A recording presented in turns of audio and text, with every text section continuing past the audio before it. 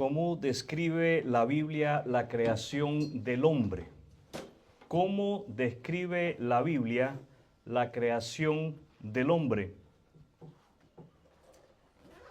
Nos dice la Biblia que la creación del hombre es un accidente de la evolución. Encontramos en alguna parte que ella nos enseñe que todo lo que existe y que el ser humano en específico sea el resultado de un accidente evolutivo. O la Biblia nos dice que el proceso del cual proviene todo lo que vemos es un proceso desconocido. Nadie puede saber de dónde procede todo lo que vemos. Mis amados hermanos, la palabra de Dios, la Biblia, nos describe, ¿qué hace la Biblia? Nos describe la creación del hombre como un acto especial de Dios. Escuche, la palabra de Dios, la Biblia, nos describe la creación del hombre como un acto especial de Dios.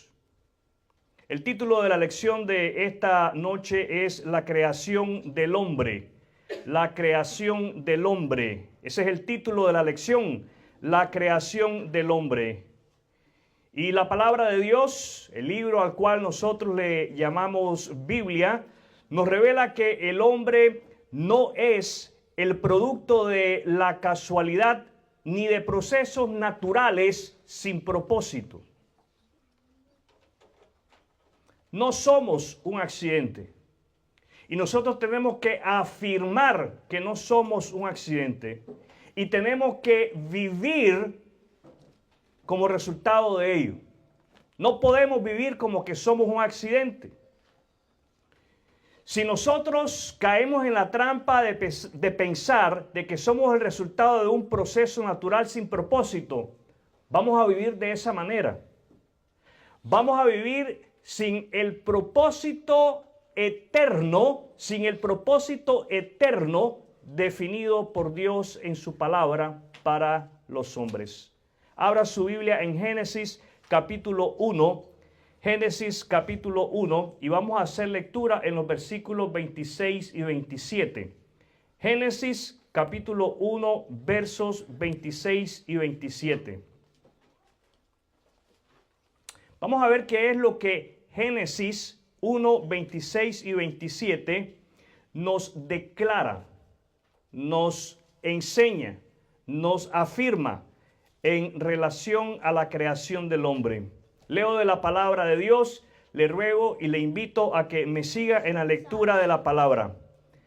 Entonces dijo Dios, hagamos al hombre a nuestra imagen, conforme a nuestra semejanza. Y creó Dios al hombre a su imagen. A imagen de Dios lo creó. Varón y hembra los creó. Esta declaración a la cual hemos dado lectura, ¿a qué hemos dado lectura? A una declaración, a una afirmación. Y esta declaración nos enseña que el hombre fue creado con dignidad. ¿Cómo fuimos creados? Con dignidad. No solamente fuimos creados con dignidad, fuimos creados con propósito. Y fuimos creados para relacionarnos con el Creador. Fuimos creados para relacionarnos con el Creador. Todos los seres humanos que han existido, todos los que existimos en este momento, usted, yo, nosotros, hemos sido creados para tener una relación con nuestro Creador. Vamos a ver tres aspectos importantes en la creación del hombre. Tres aspectos importantes en la creación del hombre. El primer aspecto de importancia es las características de la creación del hombre. Ese es el primer aspecto importante, de importancia en la creación del hombre. Las características de la creación del hombre. Dios creó al hombre de manera única. Dios creó al hombre de manera única en comparación con el resto de la creación. No leemos en ninguna otra parte de la Biblia que el resto de la creación haya sido creado a imagen de Dios. Fíjese bien, la primera descripción que tenemos de que hemos sido creados de manera única es que fuimos creados a imagen y semejanza de Dios. Fuimos creados a imagen y semejanza de Dios. Génesis 2:7. Sígame la lectura. Génesis 2:7. Dice así: entonces Jehová Dios, ¿quién? Jehová Dios. Y este no es cualquier Dios, este es el Dios Todopoderoso. Cuando nosotros leemos el nombre Jehová en la palabra de Dios, está implicando el que todo lo puede, el Todopoderoso. Nadie puede hacer las cosas que hace Él. Entonces Jehová Dios formó al hombre del polvo de la tierra y sopló en su nariz aliento de vida. Por eso los hombres tienen más grande la nariz que las mujeres. Entonces Jehová Dios formó al hombre del polvo de la tierra y sopló en su nariz aliento de vida, y fue el hombre un ser viviente. Dios hizo al hombre con cualidades que reflejan su carácter. Dios hizo al hombre con cualidades que reflejan su carácter. Una cualidad que refleja el carácter de Dios es la capacidad moral. La capacidad moral. Otra cualidad que refleja el carácter de Dios es la inteligencia. La inteligencia. La siguiente cualidad que refleja el carácter de Dios son las emociones. Las emociones. Y por último es la voluntad. Mis amados hermanos y hermanas, nuestra identidad, la identidad de todo ser humano. Esto no es asunto de que algunos, unos sí, otros no, no. La identidad de todo ser humano proviene de Dios. ¿De dónde proviene nuestra identidad? De Dios. No del chimpancé. No de la evolución, ni de ideologías humanas. Tener el conocimiento de que hay cualidades en nosotros que reflejan el carácter de Dios debe de llevarnos a vivir reflejando el carácter de Dios. ¿De qué manera debemos de vivir? Reflejando el carácter de Dios. Debemos de vivir mostrando que hay en nosotros cualidades del Creador de todo lo que existe. ¿Cómo es que nosotros vamos a mostrar que en nosotros existen estas características? A través de nuestras decisiones y de nuestras acciones. Entonces vivamos todos y cada uno de nosotros reflejando el carácter de Dios en nuestras decisiones y en nuestras acciones. El apóstol Pablo nos exhorta a que nos alejemos del pecado sexual, a que nos alejemos de la inmoralidad sexual. La palabra de Dios, el libro de Proverbios, está lleno de porciones en las cuales somos exhortados a vivir inteligentemente. ¿De qué manera? Inteligentemente, a tomar decisiones sabias. Una decisión sabia es una decisión que está dentro de la voluntad de Dios y que sabemos que va a traer honor a Dios, que vamos a honrar a Dios a través de nuestra decisión. Y esa decisión se convierte en una acción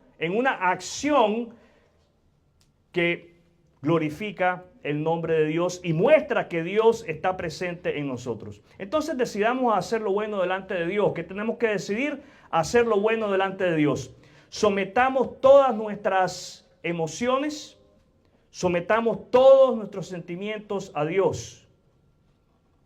Usted está enojado, someta esa emoción a Dios.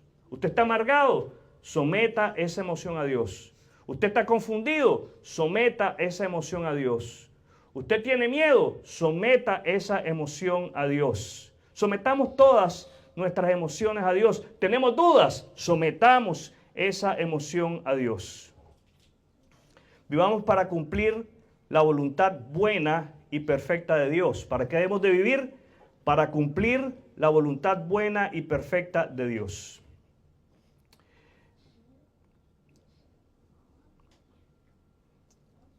Otra evidencia de que hemos sido creados de una manera única, de una manera especial, es que hemos sido creados con propósito y responsabilidad. Hemos sido creados con propósito y responsabilidad. ¿De qué manera hemos sido creados? Con propósito y responsabilidad. Génesis 1:28. Sígame en la lectura de la palabra de Dios ahí en su Biblia. Y los bendijo Dios. ¿Qué hizo Dios? Los bendijo. Dios le deseó el bien. El bien. Le deseó un bien próspero a su creación. Le deseó un bien próspero al ser humano. Y los bendijo Dios y les dijo, vamos a ver qué les dijo: fructificad y multiplicaos, llenad la tierra y sojuzgadla, y señoread en los peces del mar, en las aves de los cielos y en todas las bestias que se mueven sobre la tierra. Dios dio al hombre dominio sobre toda la creación. ¿Qué le dio al hombre? Dominio. ¿Saben lo que le dio? La responsabilidad de cuidar la tierra, la responsabilidad de cuidar todo lo creado. Dios le dio al hombre la responsabilidad de trabajar. Trabajar no es una maldición. La maldición es que después de la caída, después de que el hombre desobedece a Dios, entonces iba a seguir trabajando, pero ahora le iba a costar.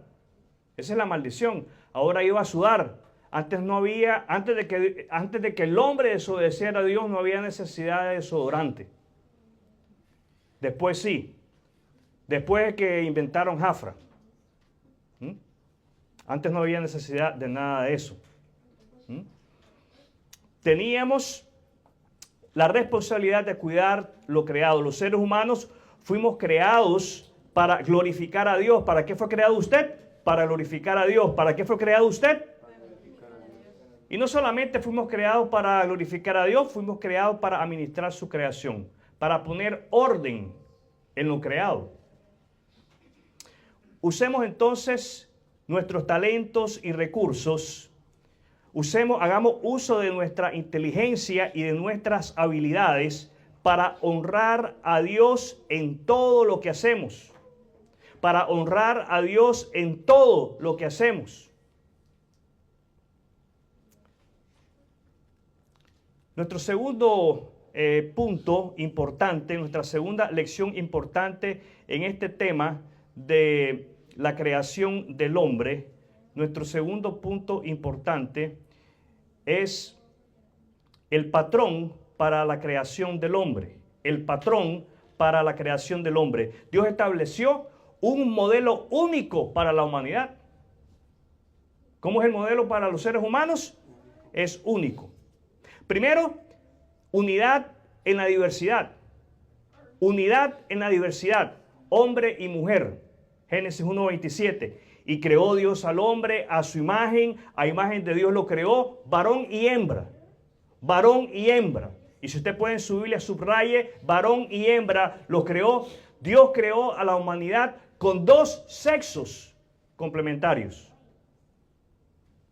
El hombre y la mujer fueron diseñados para reflejar el amor de Dios en sus relaciones. La identidad y el valor del ser humano provienen de Dios, no de la sociedad. Aceptemos y honremos la identidad que Dios nos ha dado. Como parte de su identidad, usted es masculino, usted es varón, usted es macho. Como parte de su identidad, usted es femenina, Usted es mujer, usted es hembra. Nosotros tenemos que honrar la identidad que Dios nos ha dado. Dios lo creó a usted como hombre, vivamos como hombres. Dios le creó a usted mujer, viva como mujer. Ocupe su papel de mujer en la creación. Y nosotros los varones ocupemos nuestro papel como hombres en la creación. Honremos a Dios de esa manera. Aceptemos, honremos la identidad que Dios nos ha dado. No pretendamos cambiar esa identidad divina que Dios ha puesto en nosotros. Respetemos el diseño de Dios para cada uno de nosotros.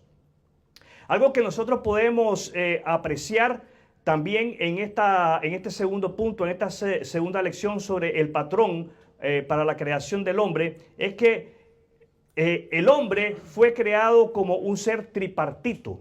El hombre es creado como un ser tripartito. Primera de Tesalonicenses 5:23, voy a leer de la palabra de Dios. Pon atención: y el mismo Dios de paz os santifique por completo, y todo vuestro ser, espíritu, alma y cuerpo, sea guardado irreprensible para la venida de nuestro Señor Jesucristo. Primera de Tesalonicenses 5:23 nos habla del espíritu. ¿De qué nos habla? Nos habla del alma. ¿De qué nos habla? Y nos habla también del cuerpo que tenemos cada uno de nosotros. Dios nos creó, mis amados hermanos, a cada uno de nosotros. Dios creó al hombre con cuerpo físico, con alma, un alma racional y con un espíritu capaz de relacionarse con Dios.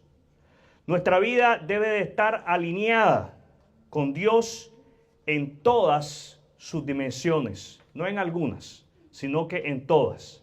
Busquemos entonces el equilibrio entre nuestra vida espiritual, nuestra vida emocional y nuestra vida física. Nuestra tercera lección es la transmisión del ser del hombre.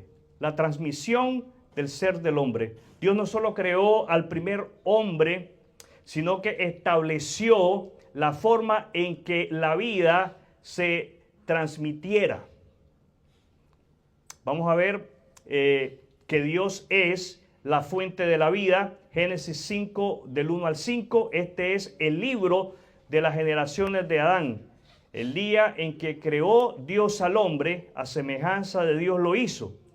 Varón y hembra los creó y los bendijo. Y llamó el nombre de ellos Adán, el día en que fueron creados. No dice casados ahí, ¿verdad? Dice creados. No dice evolucionados tampoco, Y vivió Adán, verso 3, 130 años y engendró. ¿Qué sucedió?